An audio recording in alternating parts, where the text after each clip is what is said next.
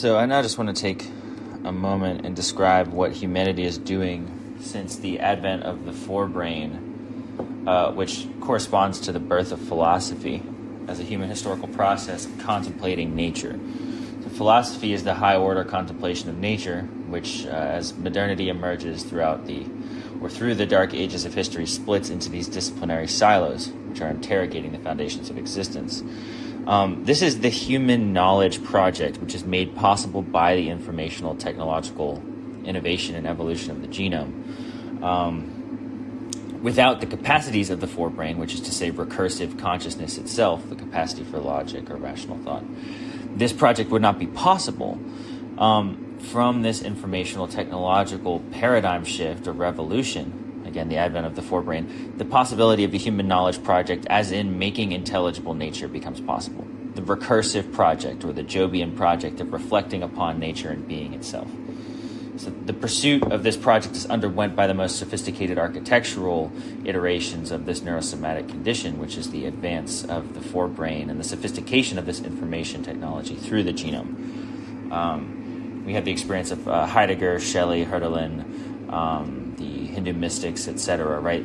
They're using the existing technological informational capacities available to them, which is to say the sealing of the neurosomatic and synaptic capacity to contemplate existence combined with the historical information technologies, which is the symbolic or linguistic systems of energetic transformation of their period of time. Anything from quantum mechanics to mystical thought, etc.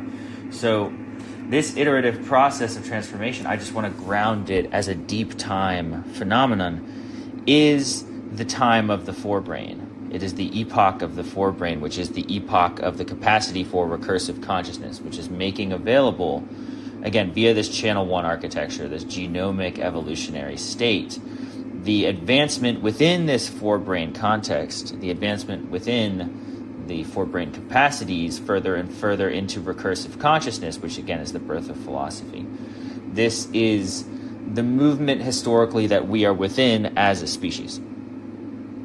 And this historical movement is manifest through history, through time, through the catalogs and archives, innovations, and participations of historical actors such as Maxwell, Boltzmann, Shelley, Einstein, whoever it is, that is adding a brick or a cell into this infrastructure of Channel 2 technology, which is the symbolic synaptic linguistic map of the human experience communing with being itself, making intelligible nature itself. So this human knowledge project is itself the paradigm shift which is made possible, the addition of the forebrain into the architecture of the brain itself, the architecture of the mind, makes available a new state of existence, a new state of being itself, which historically was unintelligible and not possible via architectural, informational, technological constraints. This evolution, this innovation of millions of years of movement is itself that which makes possible this added recursive layer of perception, and therein the genetic sophistication that occurs within this paradigm shift within the gene pool of the species itself is the deepening of recursion as a process combined with the historical, cultural, civilization level architectural possibilities themselves, such as the language or the computer or the book, what have you. What is available to deepen this recursion combined with the actual architecture. So this is a layered process of evolutionary unfolding. So what I'm suggesting is this kind of time-dilated chamber of evolutionary possibility, this paradigm shift which we are within, the paradigm shift of the forebrain as a neurosomatic synaptic capacity to reflect recursively upon being. As Kierkegaard calls it, dialectical redoubling. This condition being made available is occurring as a phase change of the species in real time. It is an actual changing, like a morphing of the skin, a morphing of the face, the body, the flesh, the demeanor, the literal electrical neurosomatic composition of the human form as it is iterated generationally on smaller timescales within this larger paradigm movement, which is informational technological revolution, as in the movement from the book to the storage of the book upon a cloud-based digital device, so to speak. This is the kind of paradigm shift that we're talking about, which is a condensation of the possibilities within space and time via information technology. So within this movement,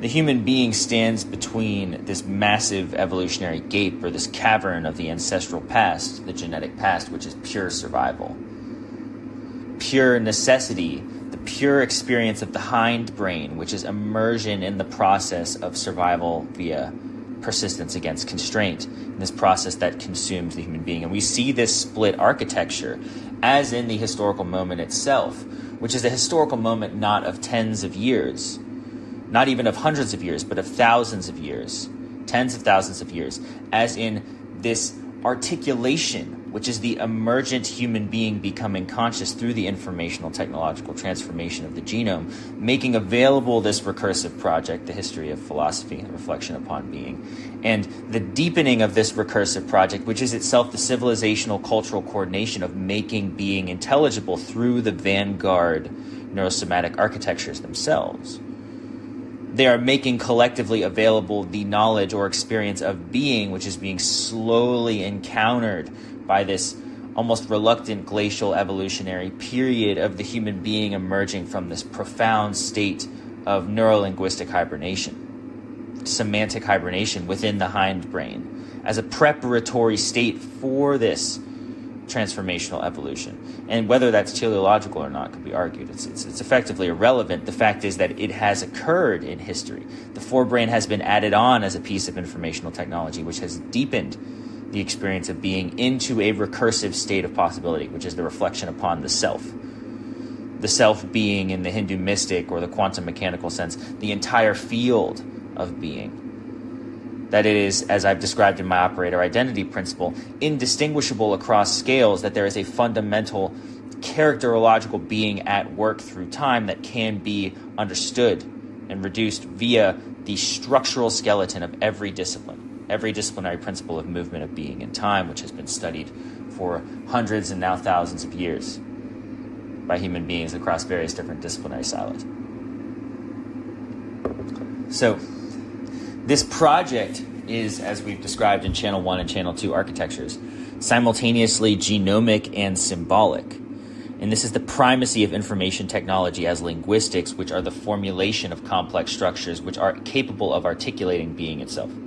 Again, the genome, which produces the neurosomatic and synaptic architecture of the being's experiencing being, which is, again, iterative informational technological process through sexual recombination or reproduction. And then furthermore, the symbolic production that occurs within that field as a extension of this informational technological evolutionary state of existence, which is the conversion of thermonuclear energy into elements, into chemical language, into the genome, and then furthermore into the book or the printing press or the internet, or the language itself, which is the productive process of the human being, articulating, thinking, languaging existence itself as a real-time experience of persistence against constraint, embodied in the neurosomatic form, which is now recursively inhabiting the terrain of being, which always was already occurring across all scales. But the human being itself is being woken up to what is happening neuro-recursively through the forebrain, the advent of the forebrain. And this technology emerges through nature, natural evolution, the changing of being in time through persistence against constraint, which emerges this genetic phase change, which is itself an evolutionary adaptive capacity to allow for enhanced possibility of survival. And of course, we've seen that historically in terms of the capacity to prolong lifespans and to create an ever more possible state of being, as in thriving and existing in the face of the bear or the rote conditions of survival. And this was, for millions of years, the condition of the human being. Bear and rote survival in the face of forces that were barely understood, if not entirely misunderstood. So we have the advent of fire, we have the necessity of foraging, we have the consumption of animals, we have the human being beginning this articulation process, the process of self-articulation, which is sophisticating across massive swaths of time. And this itself, right, is the human knowledge project. It is the project across time, thousands of years of which have been lost to history, except for that they have been inscribed in stone, are found in fragments of pottery, are found in burial sites, etc. This is the process in real time of the human being becoming conscious of this ancestral history, which, as Darwin articulates critically, is transspecial. It is that the genome itself is the primary articulator of beings which are in this process of changing in this human paradigm. And this is what's critical here. This human paradigm of the forebrain, the time of the forebrain, as an epoch, is itself this process of transformation into the capacity for recursive consciousness in the face of the entire evolutionary history of bare hindbrain survival. This goes all the way back to single-celled organisms effectively as a paradigm which is immersed in survival consciousness, immersed in persistence against constraint, and cannot reflect upon it, and is as such encaged or imprisoned in this state of reflection, the state of being, which is not capable of achieving a higher level synthesis or metasynthesis, an apotheosis of being, so to speak, where it can surmount or crest upon its condition and reflect upon it. This possibility is what we witness in human history, in recorded human history. This is the entire epoch itself, superstructurally, what is occurring. And the acceleration that we see technologically and scientifically is the increase of literacy as to the real conditions of the human being, which is not only, again, the conditions of the human being, but the conditions of nature. That in the process of understanding wherein, what is, and how the human being stands, we're not only making intelligible the human condition as a space-time bound transformational linguistic process, but we're also making intelligible nature as a scalar phenomenon occurring structurally in and through the human being, and metastructurally through persistence against constraint across all scales, as I've described. The star, the cell, the human being, even into language and into the configurational persistence of stones, civilization, culture, society. That all of these phenomena, as we've discussed, everything from the French Revolution to a single-celled organism, is abiding by the same superstructural, metastructural process, which again I've termed the operator identity, that in this process of becoming conscious, the human being first becomes conscious of the real existence of the body, the real articulation of itself, the experience that it is having neurosomatically and synaptically of itself, that it is experiencing being in time as being in time irreducibly, an architectural phenomenon within the larger infrastructure of this unfolding across scales. And this inquiry is at its most profound in the existential philosophy and psychology of, we could say, everyone from Kafka to Dostoevsky and Kierkegaard, Nietzsche. This process of becoming intelligible is irreducible, as we discussed with the McLuhan letter to Weiner.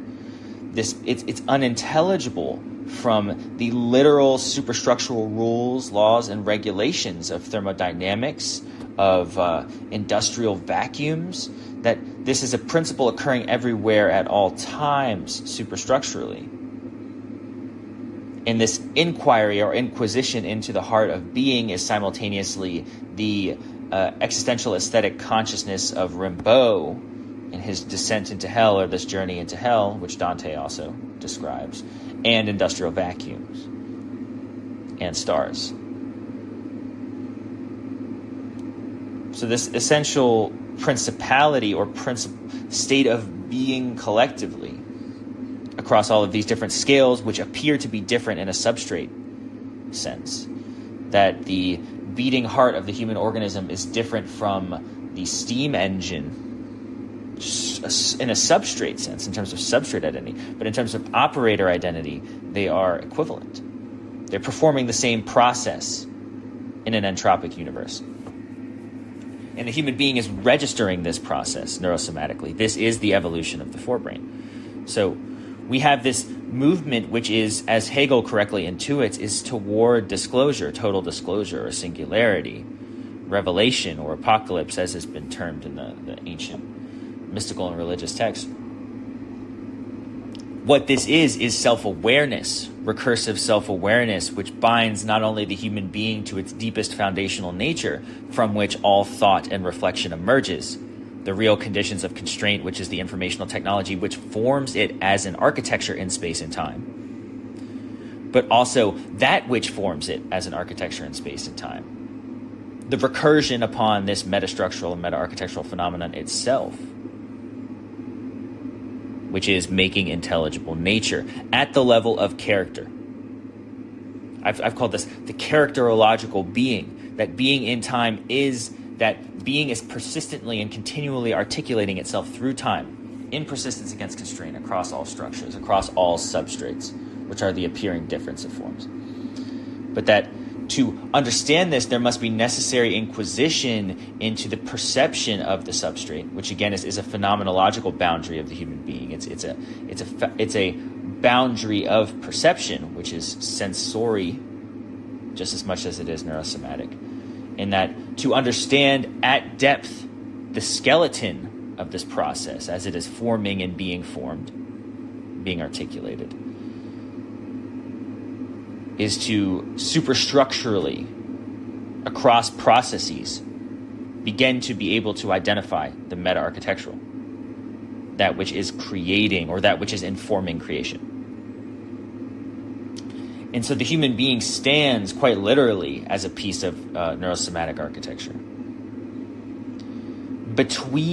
In this evolutionary stage, which is the epoch of the forebrain, between all that was before it, which was survival consciousness, hindbrain into single-celled organisms, etc., the birth of the nervous system as a possibility through genomic revolution, into the incorporation of the forebrain, which is itself the infrastructure of philosophy, society, culture, and civilization, the working together of being, which is the snapping into place the possibility of recursive consciousness, which can lay an accurate foundation, an accurate map onto existence, and reconcile the deep time historical past, which is the foundations of the informational technological present, into consciousness, into awareness, which then allows for the articulation, which is the creation of a collective infrastructural,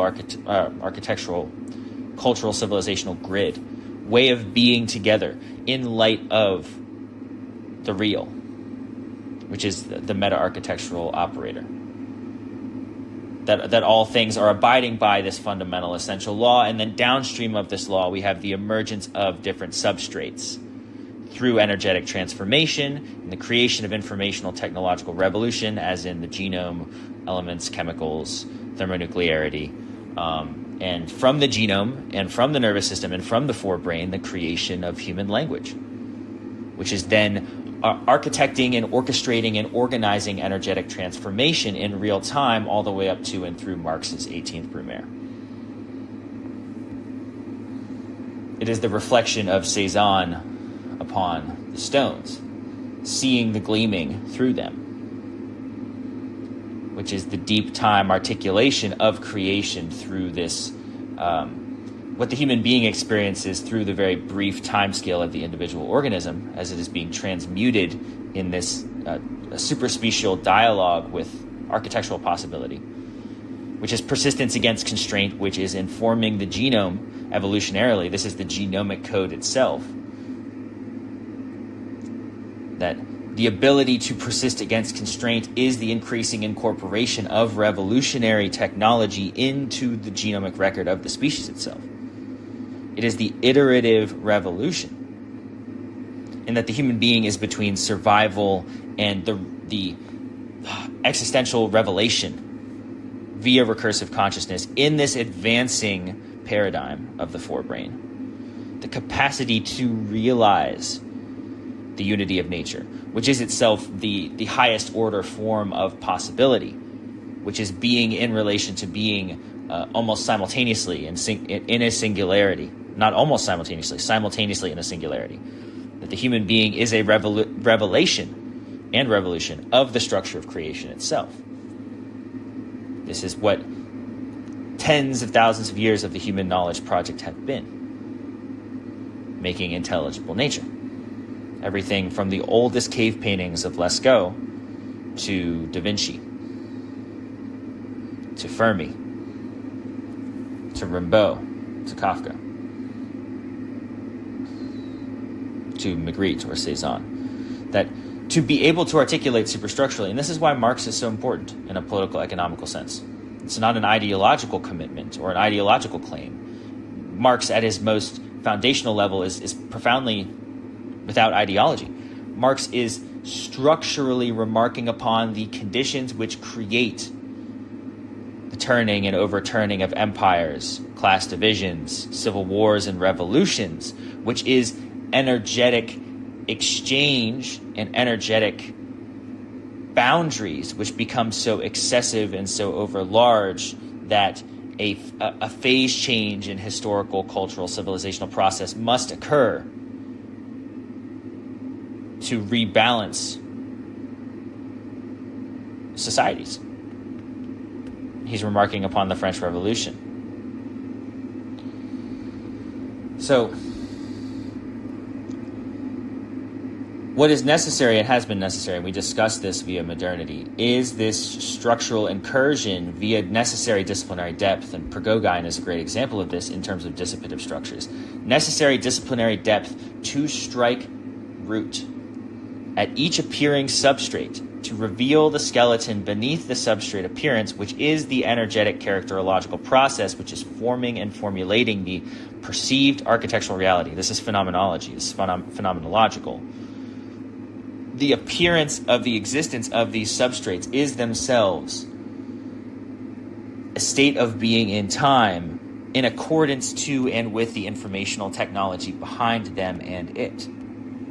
The historical conditions. And this is why, again, Marx is so important, just as Marx is intimately related to biology or chemistry.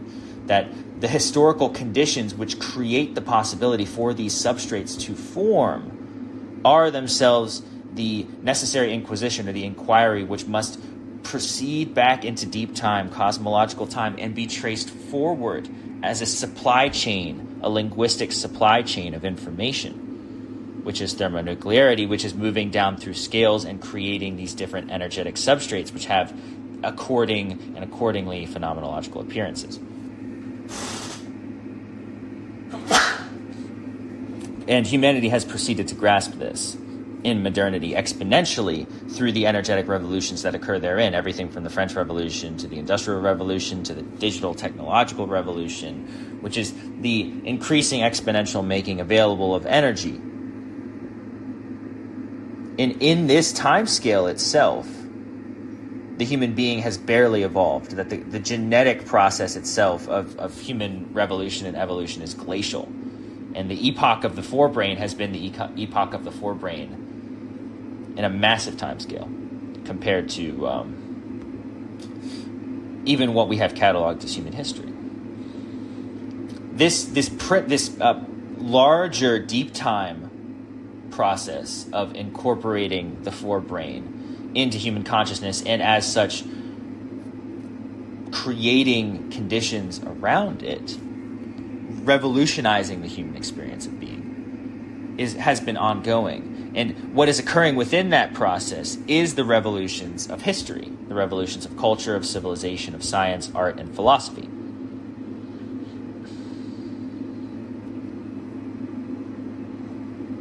And what these revolutions are doing, again, as I've termed them Channel 2 revolutions, they're linguistic and symbolic revolutions, which are technological recursions upon the genome. This is experience, epigenetic genomic experience, which is being in real time assimilated into the genetic architecture of the species. This is why culture is so important and language is so important, because it actually changes the genome through recursion. This is the foundation of civilization, the foundation of culture, and the foundation of language. That experience itself is changing and being changed at the level of the being itself. Informational technological recursion through the creation of prosthetics. Whether that's a screen, a code, a symbol, a device, a painting, a book. And that these possibilities are themselves the real-time expansion of the terrain and negotiation of the terrain of the human experience, architecturally. In that within the time scale of an individual human life, there are the real architectural constraints of the neurosomatic being, which perhaps or arguably can be augmented slightly. But the experience of being human is fundamentally neurosomatic and emerges through the genome. This itself is an informational technological architecture. In this iterative process, which is emerging through human reproduction on a centurial timescale, is emerging within the existing superstructural articulation of the human being as a state of the species, as in the forebrain paradigm or the forebrain epoch, structures with recursive capacity, whether that's Spinoza or Shelley, what have you, Newton, who are able to reflect back upon the superstructural conditions of existence, which are themselves articulations, lenses into the real condition of not only being human, but of being itself, characterologically. This is a revolutionary or evolutionary possibility within the larger paradigm of the forebrain. And this is what Hegel is tracing in his philosophy of history, is that there's a, and to deepen it, there's this level of the foundational long time scale glacial sophistication and evolution of the genome, that this forebrain capacity comes online as an informational technology across what is almost a geological timescale. And then within that geological timescale, there is the catalog of human history, the evolution, revolution, corruption, decay of civilizations, whether that's Egypt or Sumer, Babylon or the United States or England, India. That these civilizations themselves are attempted architectural processes. They are ideas, they are experiments to attempt to align a long and large regulatory system, including religion, including telephone wiring, including the railroad, including the internet, to wire up nervous systems in synchronization, and thus to unify large groups and large land scales of people, of information, of resources, of energy, to coordinate the movement of being in time, as in the experience of being human collectively. This is a attempt of the human being to situate itself in nature with increasing complexity and largeness, largesse. And the continued perpetual failure to do that, to do so, is directly implicated in the failure to grasp the meta-architecture of existence itself, which is, as I've termed the operator identity, persistence against constraint across all scales, not as a substrate, but as a character, a way of being in time. That being itself moves through time in this way, across all scales. Star to cell to human to stone.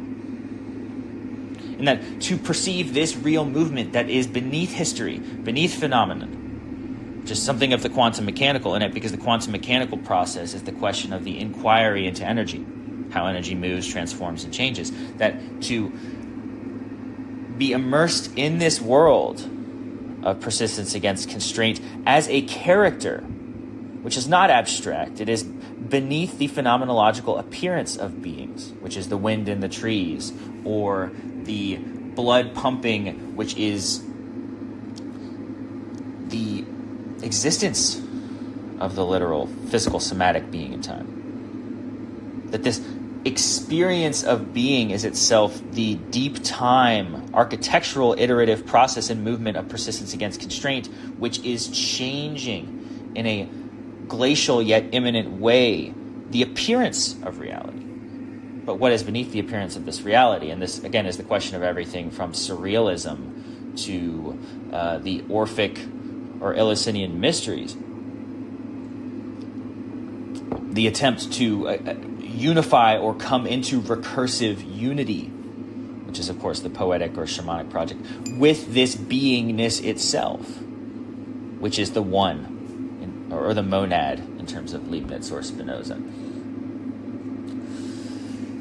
In that the situation of the human being today is an epochal situation of information technology, which through the historical revolutions of Hegel or Abhinavagupta or Marx or Camus or Boltzmann or Darwin or Prigogine, these are additive processes which are at their root metastructural recursive realizations of the movement of being in time, the movement of the energetic transformation, which is the productive process of the emergence of forms, everything from the river to the human being, and that there's a deep time genealogy and geology behind the appearance phenomenologically of the immanent world.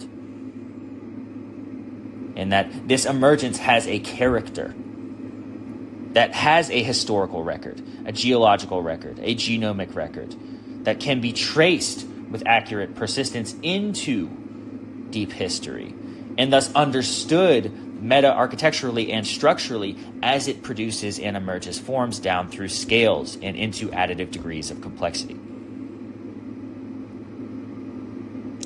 None of this is possible without the forebrain, and none of this is possible without the revolutions of the forebrain, which produce possible recursive technological models of consciousness, which are able to reflect upon the behavior of being itself, which is simultaneously existential humanity, as in Kafka or Dostoevsky, and cellular biology,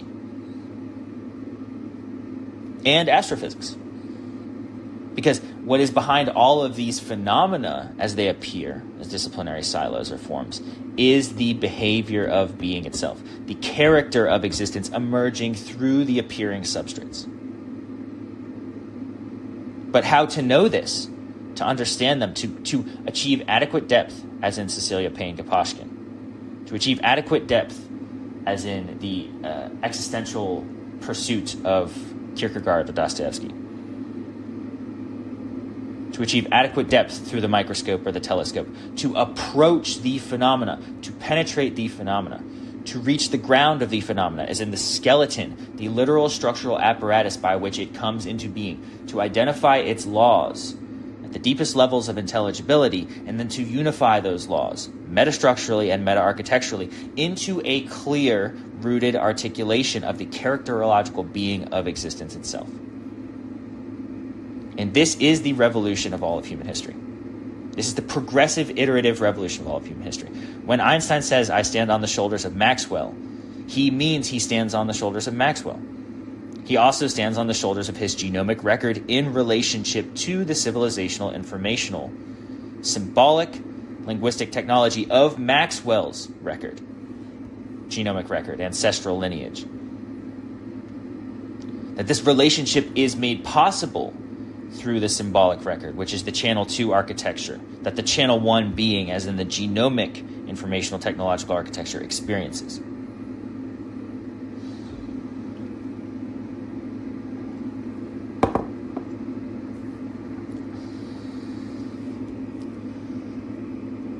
Being is becoming made available to itself in this paradigm, this epochal paradigm of the forebrain. And what occurs within it is a profound process of recursion, not only in the making available of the Jobian state, which is the reflection of humanity or man upon the conditions of its creation. Again, through the forebrain, through this availability of this way of thought, dialectical redoubling. But also through the historical revolution that essential process creates via thinking languaging, which is the expressive or expulsive symbolic record, which is left by the question which is being answered by all of mankind in this epoch. What is existence? What is it to be human? What is reality?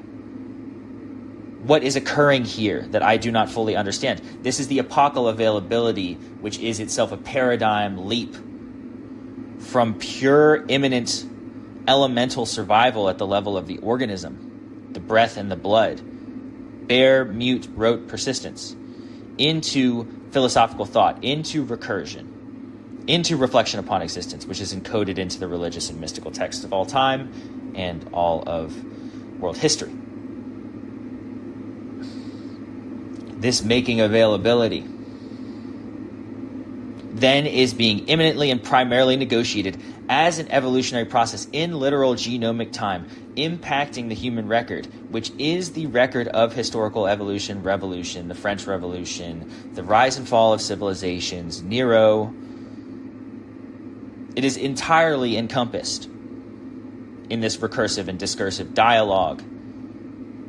Again, to refer to Hegel, and this is the importance of the dialectical materialist strain, is that this dialogue that is occurring at a deeper level, foundational level, is the iterative process of the genomic architecture being simultaneously impacted by historical conditions which emerge through this process and possibility of recursion, which is creating civilization, creating culture, creating symbology. And that through these ideas injected into the bloodstream of history and into the genomic bloodstream of humanity via symbolic translation, via linguistic translation, it is changing human action, which is altering the course of historical time, which is to say reproductive behavior, survivability.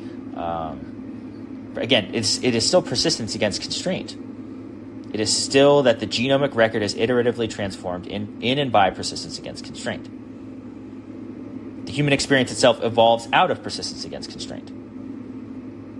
The forebrain itself is an evolutionary development born from persistence against constraint over time, as in Darwin. But that the emergence of history, which is to say human history, and all that occurs within it, is the iterative discursive process.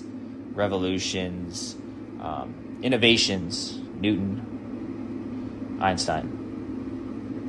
In and upon and through this field, which is changing the way that being moves through time, that the symbol itself recurses back upon the genome as a relational, a deeply related informational technology to genomic evolution, which is the informational technological architecture of the human being experience itself, bar none. That it is a neurosomatic condition, structurally built by the genome and deep time genomic evolution. But this recursive process of human history, which is the terrain, the formation of this new experiential terrain within the genome, which is the paradigm of the forebrain. It creates this entire simulated environment, which is the new availability of energy as in ideas, as in recursive experience, which then is the possibility of creating informational technologies which are increasingly in dialogue with the fundamental energetic physical principles of reality itself.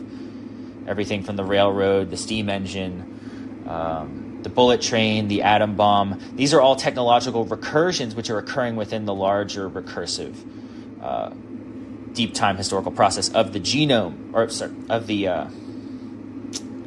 forebrain and the genome, of course, at a deeper level. So this is to understand deep time as an architectural, informational, technological phenomenon going all the way back to thermonuclearity itself, down through the elemental, down through the chemical, down through the genome, down through the nervous system, hindbrain, forebrain, sophistication of neurosomatic architecture into synaptic architectures.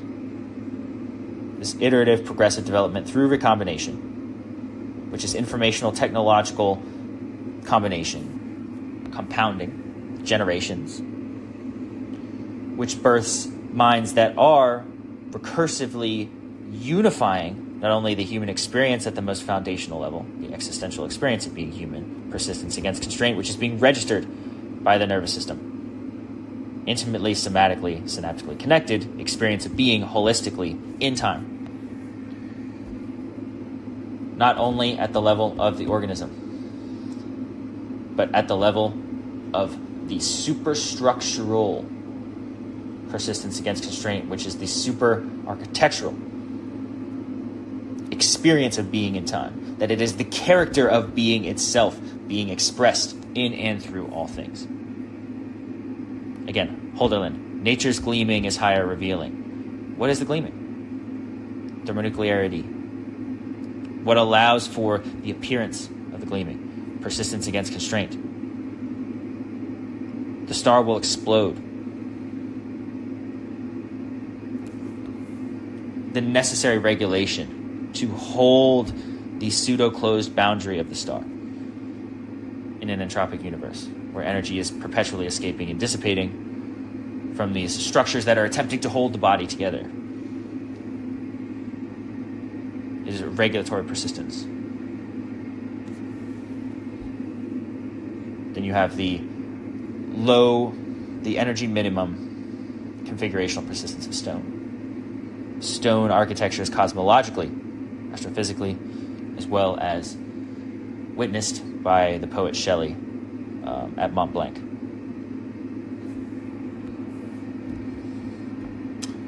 That's what I got. Thank you.